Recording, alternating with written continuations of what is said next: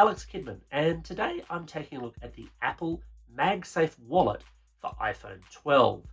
And look, a wallet is a kind of strange thing for me to be reviewing because they're not usually very techy items.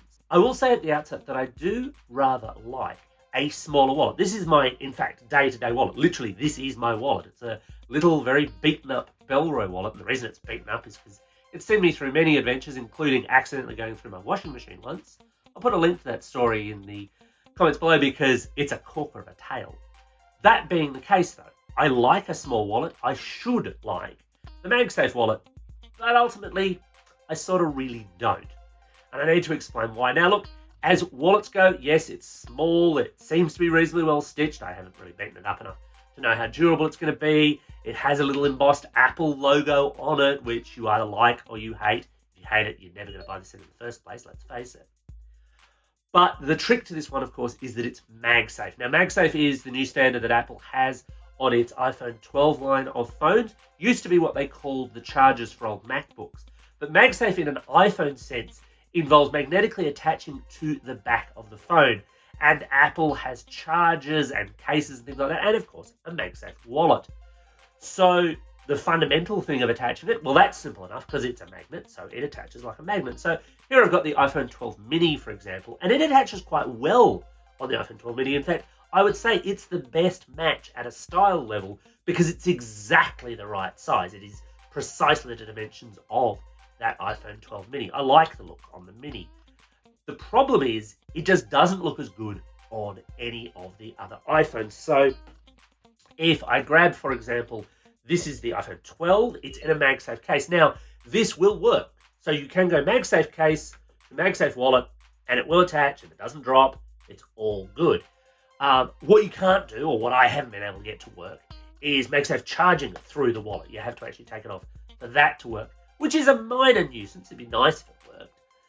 But it still just doesn't look as good. There's still definitely that lip around it, and it actually gets a whole lot worse if you're using the bigger 12 Pro Max. I'll just grab that and show you how that looks, because it's not a good look. It's a wallet floating in a sea of iPhone. It looks weirdly out of place. I almost wish as though there was an iPhone 12 Pro Max MagSafe wallet, a bigger unit to cover that, but there isn't. There's just this one. It will function, it will hold on, but it doesn't look that great. Leaving the aesthetics aside, there's also just the practical aspect of it. And there's a couple of things to take into consideration here. Now, this is a wallet which will hold 3 cards, and you're best off putting precisely 3 cards in there. I haven't really played with it too much with physical money. Remember physical money? You could get some of that in there, but I think you'd really struggle to actually get it out. Now, the way you get any card out of this is via this hole in the back. You simply just push up and, well, in fact, the backmost card will come up. But you need to push that card up if you're going to get any of them out, because otherwise you're sat there going, Rob, come on, come out. And yeah, it's not going to happen anywhere as easily. You take that back card out and then the other ones can come out quite easily. If you have less than 3 cards in there, they're loose, they move around a lot in the wallet and in your pocket. It's much, much less than desirable. But speaking of the pocket, this is the other problem that I've had. So in theory, let's say I head out somewhere where I'm going to need my wallet, I'm going to need my cards, and I have them on my phone in my pocket. And I'm just going to simulate that here so that you don't have to look into my pocket or even think about my pockets, because that's none of your business. This is the iPhone with the MagSafe wallet on it, and look, it's in my pocket. I go, right, I need my cards for something, so I'm going to pull just the wallet out.